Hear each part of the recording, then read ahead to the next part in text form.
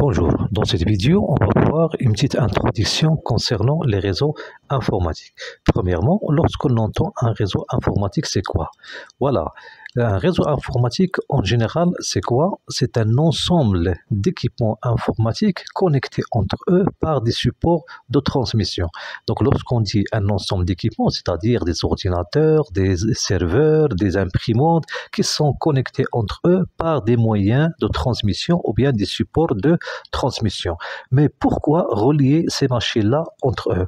Voilà, l'objectif généralement, c'est le partage des ressources matérielles, c'est-à-dire, supposons par exemple, vous avez une salle, 20 ordinateurs, et pour l'impression, on va utiliser par exemple les imprimantes. Est-ce qu'on va utiliser pour chaque ordinateur une imprimante ou bien on doit le déplacer entre les différentes machines? C'est pour cela, on va relier les machines entre eux, c'est-à-dire les ordinateurs, et on va utiliser une seule imprimante qui sera exploitée par tous les ordinateurs du réseau. Donc, on dit que cette machine ou bien cette imprimante, elle est partagée car c'est un objet matériel, donc c'est le partage de ressources matérielles.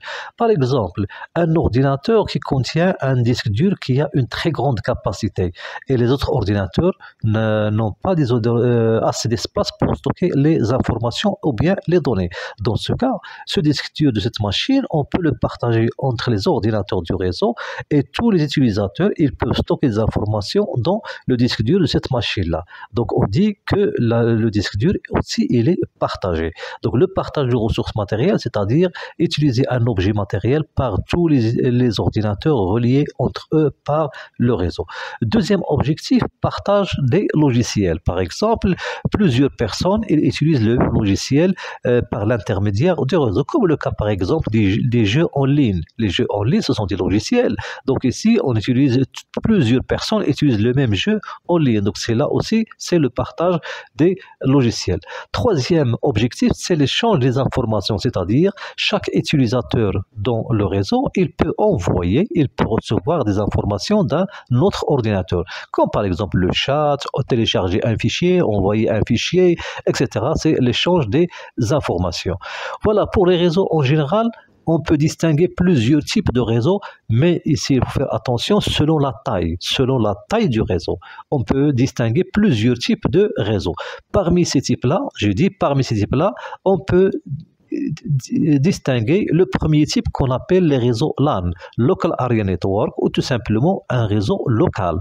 Un réseau local, généralement, ce sont des réseaux installés au sein d'une seule salle, ou bien au sein d'une entreprise, ou bien d'un établissement, c'est-à-dire dans une superficie géographique qui est un petit peu limitée. Deuxième type, ce sont les réseaux MINE, ou bien Metropolitan Area Network, ou bien tout simplement les réseaux de moyenne taille. Par exemple, supposons on a par exemple les ordinateurs dans une ville qui sont reliés entre eux, on dit qu'on a un réseau de type MINE. Troisième type, ce sont les réseaux WAN, Wide Area Network. Ce sont des grands réseaux, comme le cas par exemple du réseau Internet. J'ai dit ça là, ce sont les types des réseaux en général selon la taille. Mais il y a plusieurs types selon la taille. Par exemple, le très petit réseau, par exemple, qu'on appelle le réseau PAN. Personal Area Network, généralement qui est constitué avec seulement 2 machines. Et généralement, il y a plusieurs types de réseaux selon la taille. Donc celle-là, c'est une classification selon la taille du réseau. Voilà. Donc, commençons par le premier type de réseau, les réseaux locaux, ou bien le réseau local. Lorsqu'on entend un réseau local, comme j'ai dit précédemment, un réseau local, c'est un réseau permettant d'interconnecter, c'est-à-dire de connecter, de lier les ordinateurs d'une entreprise ou bien d'une organisation, ou bien un ensemble d'ordinateurs qui sont reliés à l'intérieur d'une salle, par exemple. C'est un réseau de petite taille. Les réseaux locaux, généralement, ils ont plusieurs caractéristiques. La première caractéristique, la topologie du réseau. Et ici, je parle de la topologie physique. Lorsqu'on entend la topologie, c'est-à-dire comment ces machines ou bien ces ordinateurs ils sont reliés entre eux.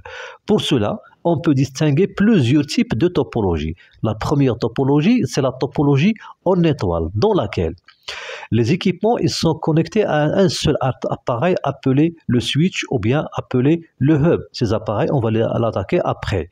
Voilà, le switch ou bien le hub, c'est un appareil Donc c'est cet appareil-là qui permet de relier tous les ordinateurs entre eux. Voilà ici un exemple d'un switch ou bien d'un hub sans fil, d'un switch sans fil, et celui-là avec ou bien un hub avec un fil ou bien un switch avec fil. Deuxième topologie, c'est la topologie en étoile, dans laquelle les ordinateurs ou bien les équipements, ils sont connectés entre eux de manière circulaire, en construisant un anneau circulaire. Voilà ici une petite schéma représentant la topologie en anneau. Troisième topologie, la topologie à bus. Dans cette topologie, les ordinateurs ou bien les équipements, ils sont connectés à un seul câble qu'on appelle le bus. Voilà ici un petit schéma explicatif expliquant cette topologie à bus. Voilà, généralement, ce sont les trois topologies de base. Mais on peut avoir un réseau contenant, par exemple, la topologie en étoile et la topologie à bus à la fois. C'est-à-dire, dans ce cas, on parle de la topologie mixte, c'est-à-dire qui contient et qui s'organise de plusieurs types de topologies. Les supports qui constituent, ou bien les supports, ou bien les moyens qui permettent de relier les machines entre eux dans un réseau, généralement par exemple local, ces supports-là, on l'appelle les supports de transmission. Ce sont les moyens utilisés pour lier les ordinateurs entre eux dans un réseau. Ils peuvent être soit des supports filaires, c'est-à-dire avec fil, comme le cas du câble paire torsadé, le câble coaxial, le fibre optique qu'on va par la suite, et le sans fil, les liaisons sans fil. Dans ce cas, on peut utiliser l'infrarouge, Bluetooth ou bien le Wi-Fi. On va les détailler par la suite. Prenons le premier, les supports filaires ou bien les liaisons avec fil. Dans ce cas, liaison avec fil, on peut distinguer plusieurs types. Par exemple, le câble paire torsadé. C'est quoi un câble paire torsadé? C'est un câble généralement qui est constitué de 4 paires de fils électriques torsadés. Les 4 paires, c'est-à-dire en total, c'est 8. Car chaque paire, elle contient 2 fils. Donc, c'est 8 fils. Pour relier à la carte réseau, on utilise un connecteur qu'on appelle le connecteur RG45, c'est-à-dire ce câble-là, à chaque extrémité de ce câble-là, on doit utiliser un connecteur qu'on appelle le connecteur RG45 pour le relier à la machine, à l'ordinateur ou bien à l'équipement, et pour le relier par exemple à un switch. Voilà ici une petite photo représentant ce câble-là. Ce câble-là que vous voyez, il contient voilà la première paire torsadée, voilà la deuxième paire, la troisième paire, la quatrième paire est constituée de 4 paires torsadées. Donc c'est là on l'appelle le câble paire torsadé. À chaque extrémité de ce câble-là, on utilise un connecteur comme celui-là qu'on appelle le connecteur RG45. C'est-à-dire, ici, vous voyez les différentes fils, c'est-à-dire les 8 fils, les 4 paires, vous voyez les extrémités. Et dans l'autre extrémité du câble aussi, on va utiliser un connecteur RG45. De ce côté-là, on va le relier par exemple à notre machine ou bien à notre ordinateur, et de l'autre côté, on va dans notre machine sur l'emplacement ou bien sur la carte réseau de votre ordinateur. C'est-à-dire un connecteur il sera relié dans ce dispositif qu'on appelle la carte réseau qui est installée à l'intérieur de votre ordinateur, et l'autre extrémité, on va le relier par exemple au switch ou bien par exemple à pour les câbles paire torsadés, j'ai déclaré ici tout simplement un type, car il y a plusieurs types de câbles paire torsadés. Le deuxième support filaire, ou bien avec fil, c'est le câble coaxial. Ce câble coaxial, généralement, c'est un câble qui est composé de 2 fils conducteurs, c'est-à-dire 2 conducteurs, un fil central qui transporte l'information et un fil extérieur isolé par du diélectrique. Voilà ici une petite photo explicative. Celui-là, c'est le fil qui transporte l'information, qui est recouvert d'une couche isolante qu'on appelle le diélectrique, et ici d'autres couches, papier aluminium, bien une grille qui permet de tout simplement la protection des informations circulées à l'intérieur de ce câble. Celui-là, c'est le même câble qu'on utilise pour relier par exemple les antennes paraboliques avec les récepteurs de télévision. Voilà, et chaque extrémité de ce câble-là, on utilise un des connecteurs qu'on appelle le connecteur BNC. Ces connecteurs-là, l'un, on va le relier par exemple à l'ordinateur par l'intermédiaire de cette carte réseau qui doit être installée dans l'ordinateur, et l'autre extrémité, on va le relier à l'appareil qui permet la liaison entre ces machines-là. Troisième support filaire, les fibres optiques.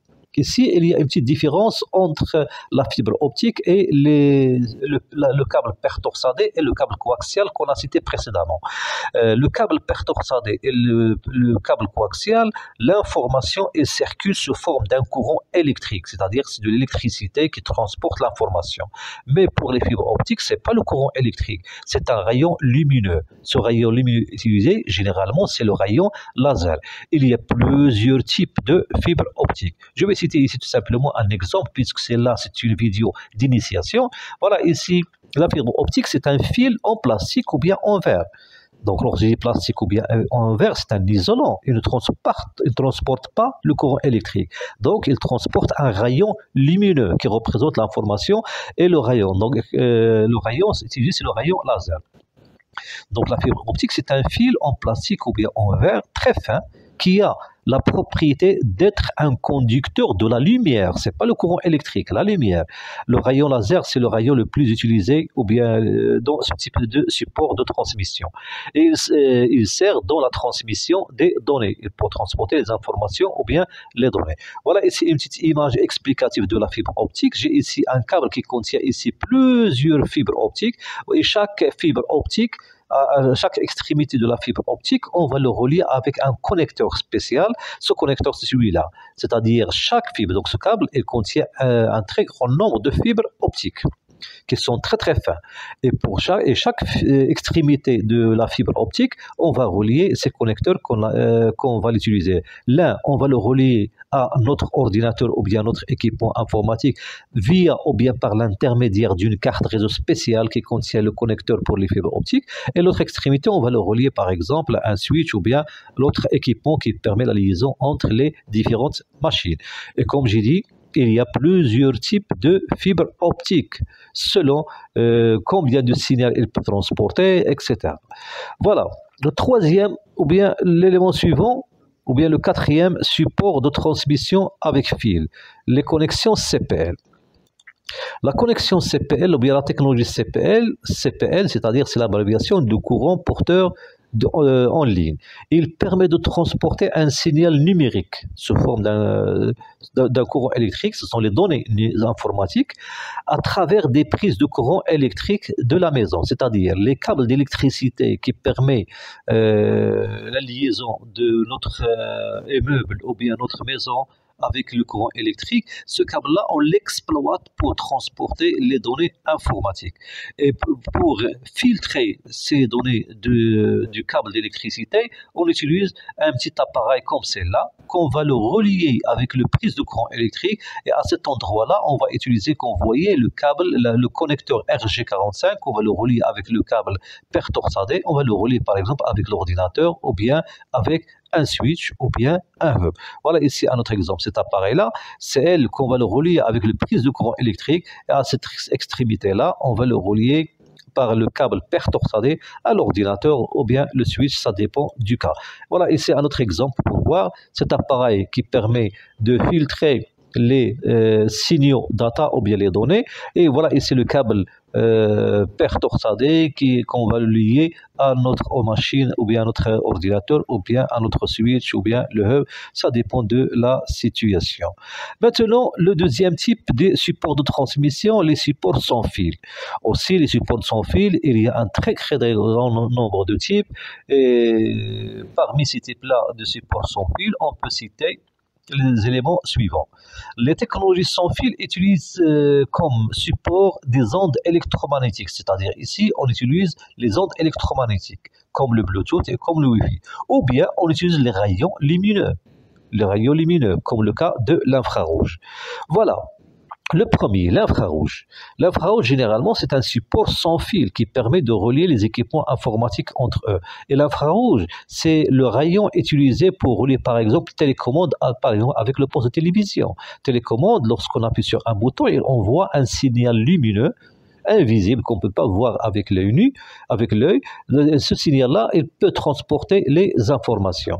Généralement, la liaison infrarouge permet de créer des liaisons sans fil de quelques mètres avec des débits de quelques gigabits par seconde.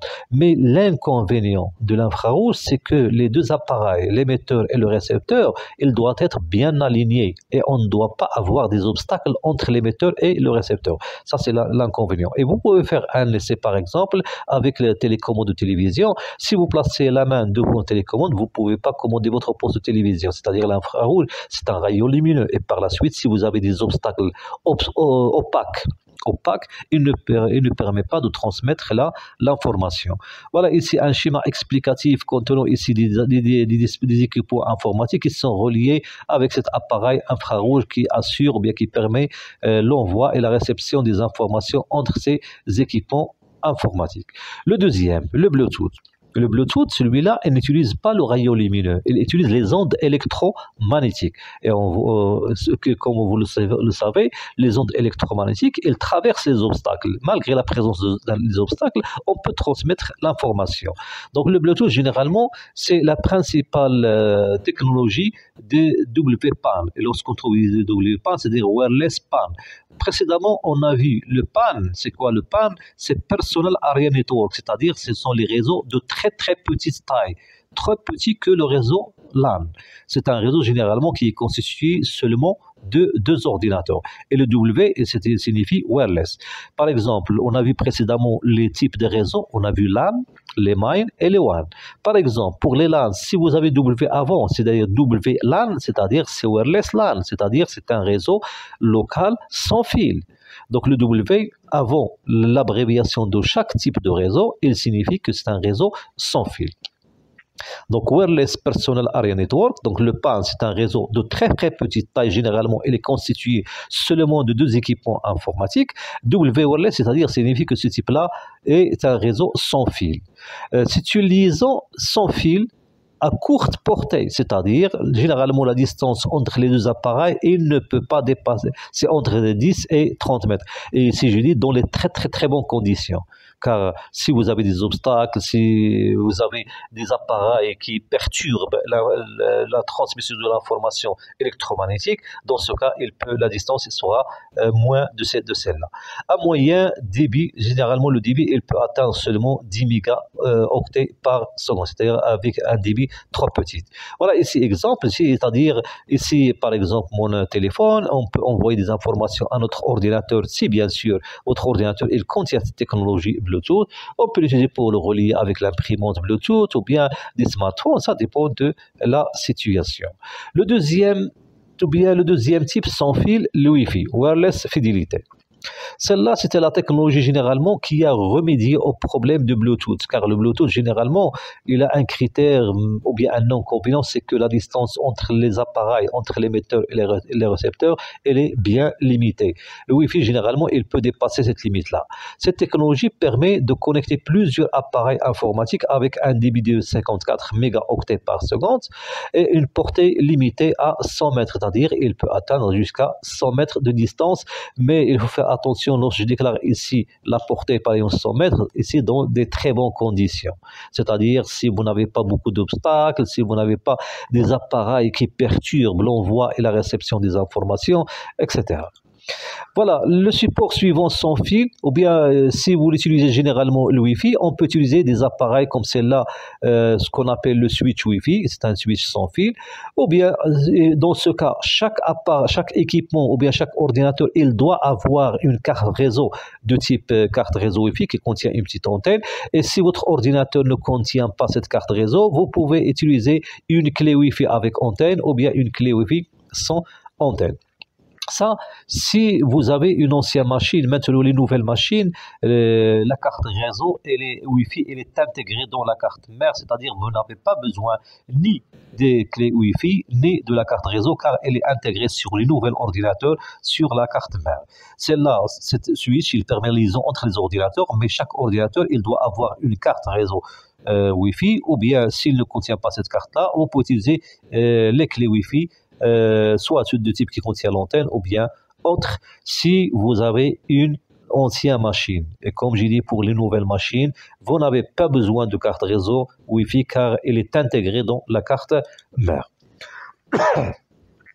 Le support suivant, c'est le WiMAX. Le WiMAX, généralement, cette technologie, il offre des performances supérieures en termes de débit, avec un débit théorique de 70 mégabits par seconde sur un rayon d'environ 45 km en moyenne. Généralement, cette technologie-là, c'est une technologie un petit peu avancée. Par exemple, je prends ici exemple. Si pour celui-là, c'est un petit village qui contient un ensemble de maisons, on peut utiliser ici la technologie WiMAX. On peut utiliser une antenne, par exemple cette antenne-là, qui contient des antennes paraboliques, celle qui va distribuer la connexion ou bien liaison des machines situées dans cette zone-là. Et pour chaque immeuble, on va utiliser des antennes plates ou bien des antennes comme celle-là pour capter la connexion de cette antenne-là. Cette technologie, il peut couvrir une superficie jusqu'à 45 km. Voilà. Si vous voulez créer un réseau en général, on a besoin d'un ensemble d'équipements.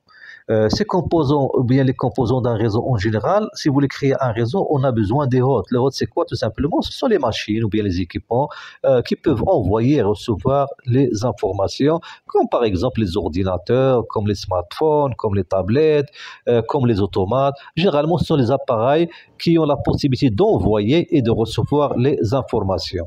Voilà, comme les ordinateurs, comme les ordinateurs portables, les ordinateurs de bureau, ou bien les tablettes, ou bien les smartphones. Deuxième composant, chaque appareil, chaque équipement, il doit avoir une carte réseau. Si vous avez, comme j'ai dit précédemment, les nouvelles machines ou bien la plupart des machines, ils contiennent des cartes réseau qui sont intégrées dans la carte mère.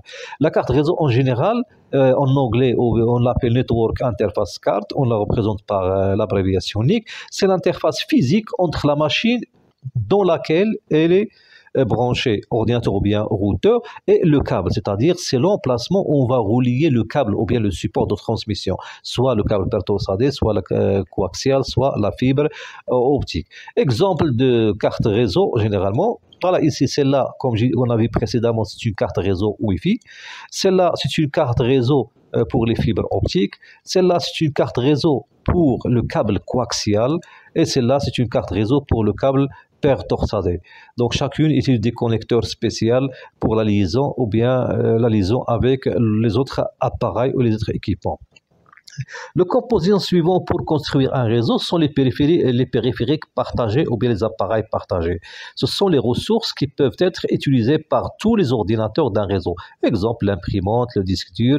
Généralement, ce sont les appareils qu'on peut partager à l'intérieur d'un réseau. C'est-à-dire, on peut relier un ensemble d'ordinateurs entre eux et on va le relier avec une seule imprimante et tous les ordinateurs ils exploitent la même imprimante. On dit que l'imprimante elle est partagée. Ou bien, par exemple, dans un ordinateur, on a un disque dur de capacité très importante et tous les utilisateurs, s'ils veulent stocker des informations, ils peuvent le stocker par l'intermédiaire de réseau dans l'ordinateur qui a ce disque dur de capacité importante. Et puisque c'est un objet matériel, c'est parmi les périphériques qu'on peut partager dans un réseau informatique. On a besoin de ce qu'on appelle le concentrateur, ou bien ce qu'on appelle en anglais le hub. Et le matériel le plus basique, il est utilisé pour un réseau local avec un nombre limité de machines. Par exemple, c'est là cette image, il représente ici un concentrateur ou bien un hub qu'on peut relier avec 8 ordinateurs avec des câbles per-torsadés. Ici, vous voyez, c'est le connecteur c'est les ports pour le connecteur RG45.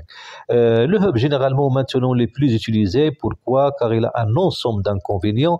Généralement, parmi les inconvénients, lorsqu'un ordinateur il envoie un message vers un autre ordinateur, le message il va atteindre tous les ordinateurs du réseau. Donc il a un ensemble d'inconvénients.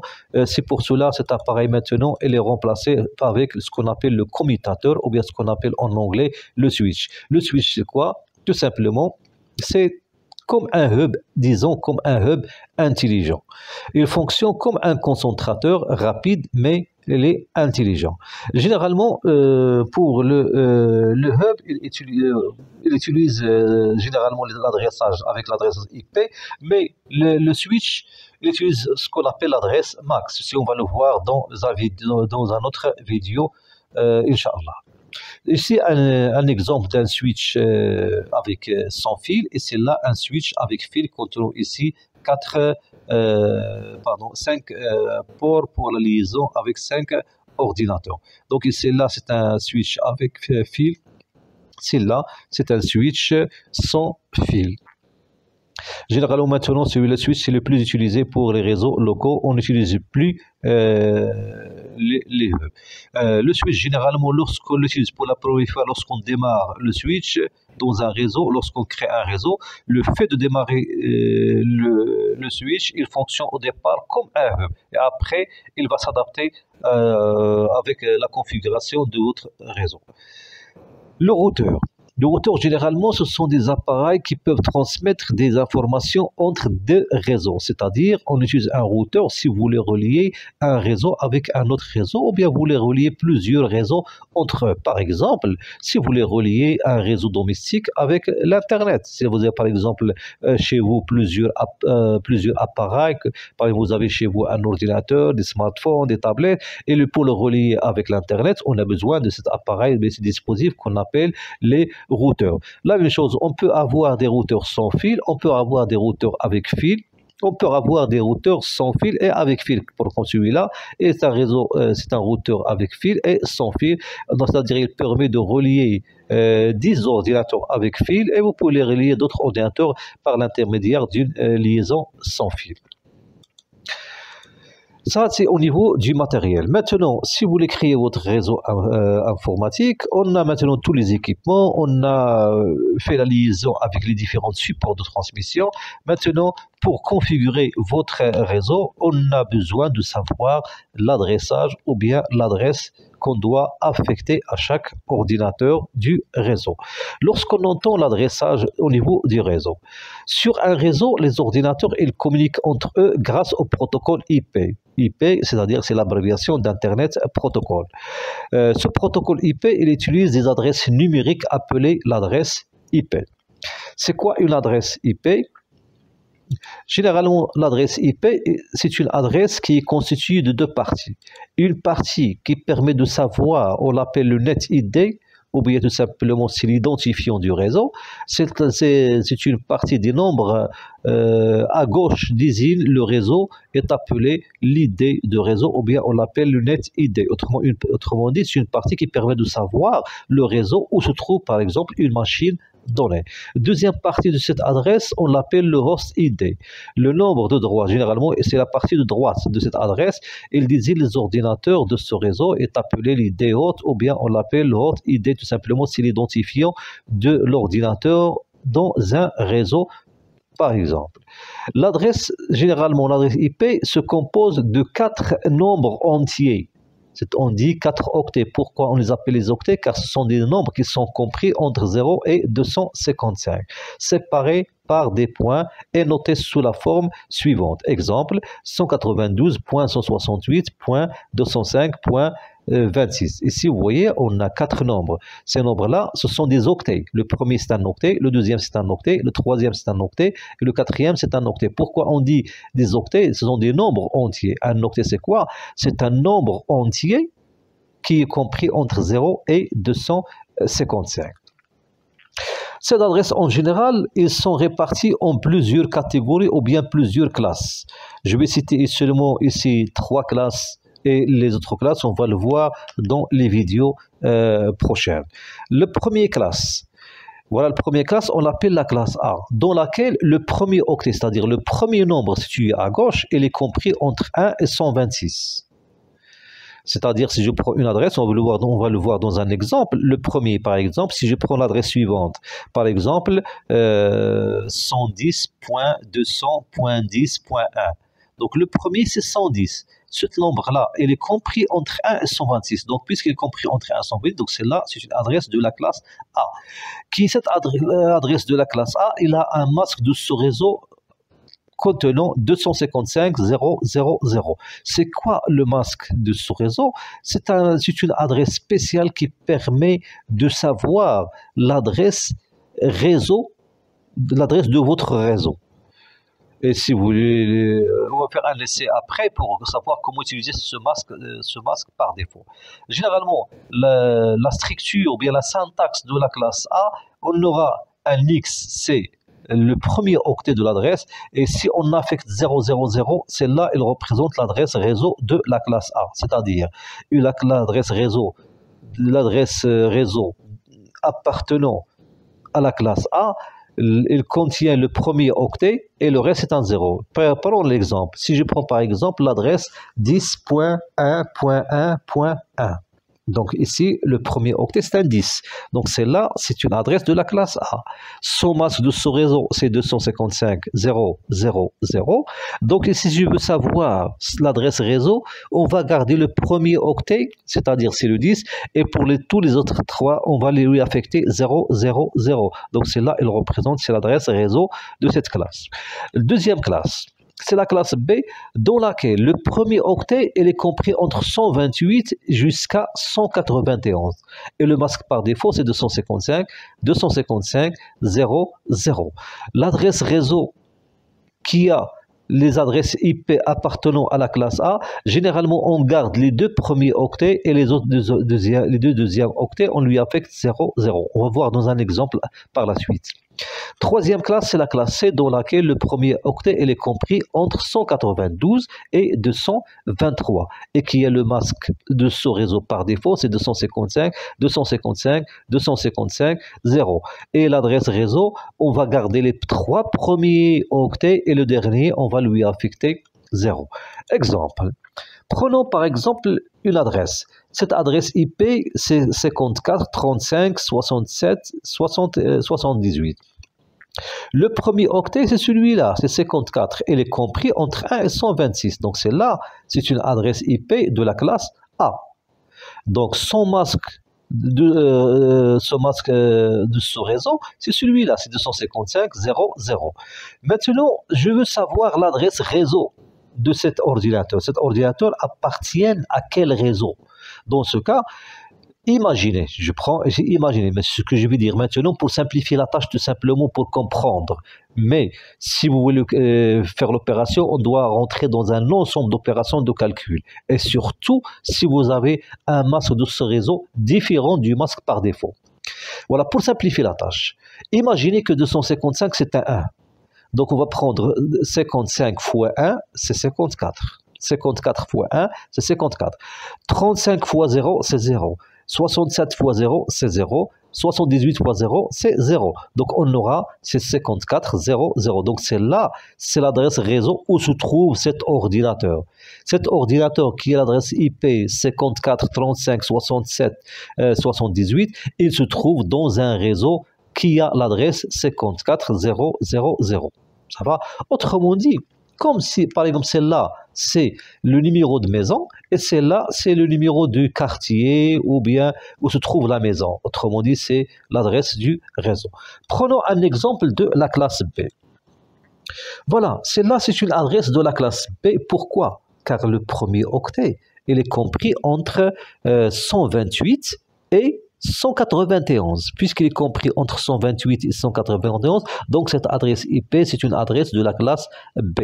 Le masque de ce réseau par défaut, c'est 255.0.0. Et comme j'ai dit, pour simplifier la tâche, pour comprendre tout simplement, je veux calculer par exemple l'adresse réseau. Cette opération que je vous montre maintenant, tout simplement pour comprendre.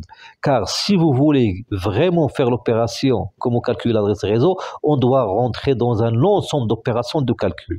Comme je dis maintenant, puisque vous avez le masque par défaut, et c'est une adresse de la classe B, et vous avez le masque par défaut. Dans ce cas, imaginez que 255 c'est un 1, et c'est là c'est un 1. Donc 168 fois 1, on aura 168. 75 fois 1, c'est 75. 97 fois 0, c'est 0. 28 fois 0, c'est 0. On aura l'adresse réseau suivante, 168.75.0.0.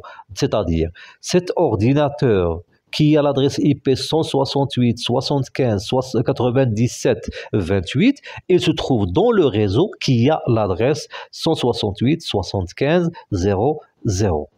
Prenons un autre exemple pour la classe C. Cette adresse 192 75 97 28. Ici, le premier octet, il est compris entre 192 et 226. Donc, puisqu'il est compris entre ces deux valeurs-là, donc celui-là, cette adresse, il appartient à la classe C. Le masque de ce réseau par défaut, c'est 255, 255, 255, 0. Maintenant, je veux savoir l'adresse réseau où se trouve cet ordinateur qui a cette adresse IP. Pour cela, qu'est-ce qu'on doit faire? Et comme j'ai dit une deuxième fois, et j'insiste sur celle-là, ce que je vous dis maintenant, il est valable si vous avez une adresse IP appartenant à une classe et vous avez le masque de ce réseau par défaut. Mais si vous avez une classe, n'importe quelle classe A, B ou B, C, et il a un masque différent du masque par défaut, dans ce cas, ce que je dis maintenant n'est pas correct. OK? Maintenant, puisque ici j'ai celle-là, c'est l'adresse de la classe C. Et celui-là, c'est le masque par défaut de la classe C. Dans ce cas, ce que je vais dire maintenant, c'est correct. C'est-à-dire, je vais prendre celle-là, imaginez que 255 est un 1, ici 1, ici 1, ici 1, 0. On va faire multiplier 192 par 1, c'est 192. 75 fois 1, c'est 75. 97 fois 1, c'est 97. 28 fois 0, c'est 0. On aura l'adresse réseau suivante 192 75 97 0. Donc cet ordinateur qui a l'adresse 192 75 97 28, il se trouve dans ce réseau-là qui a l'adresse 192 75 97 0. Ça c'est une petite introduction ou tout simplement c'est un résumé concernant une initiation des réseaux en général. Si vous avez des questions, ou bien si vous avez des propositions, vous pouvez les déposer dans les commentaires. Merci. Et n'oubliez pas de s'abonner et de partager cette vidéo avec votre collègue. Et à la vidéo prochaine, Inch'Allah.